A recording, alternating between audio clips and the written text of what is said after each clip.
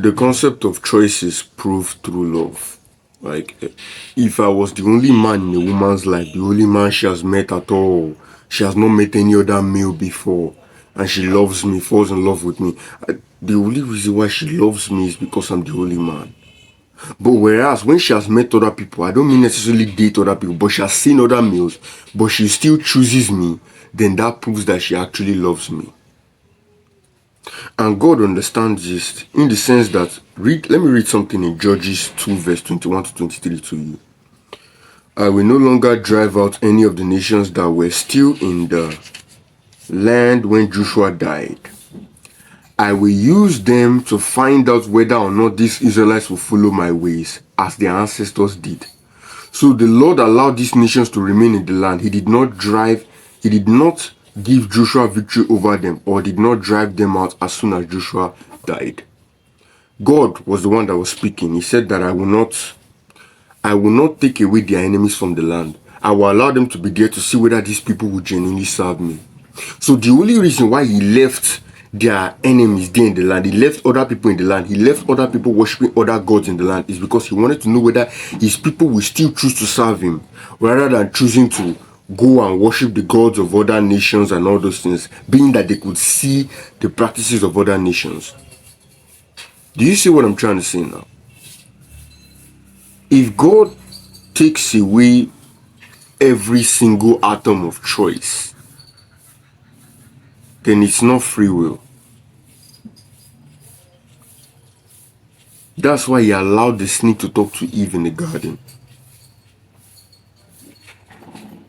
He allowed the snake to talk to Eve in the garden. Even when it comes to the aspect of relationships, if another man is able to get close to your woman, he is not the problem. She is. That proves how loosely your woman behaves behind your back. And God knows this. So he knows that the problem is not actually the devil, the problem is you. If you fall to the traps of the devil, then it proves that your love was never strong in the first place. I'm not saying God will not forgive you, but I'm just trying to make it clear to you.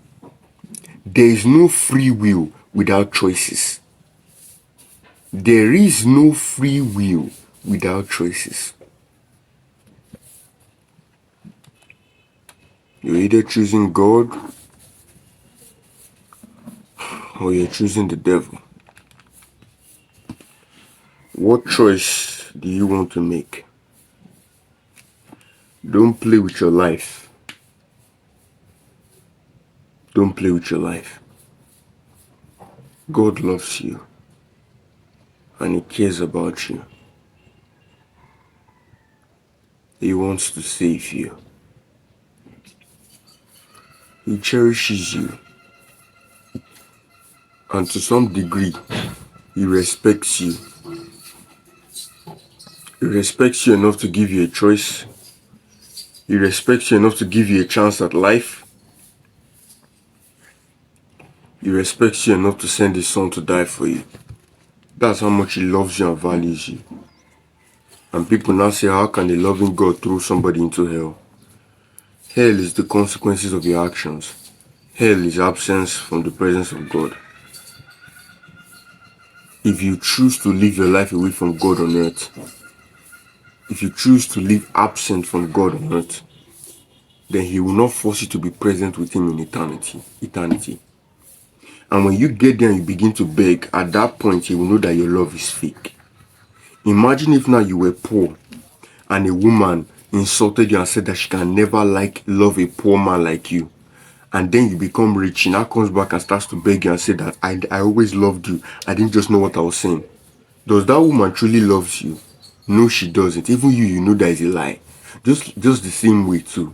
Now that it seems like a shame to love God, you curse at God and you insult God and you even say it doesn't exist. So when you now stand before him and you see that, oh, he's high and mighty and he's real, you now start to beg and say, oh Lord, I've loved you since the day I was born. Your words are not genuine. I'm just trying to make you understand God's perspective of things, to know that he's not wicked.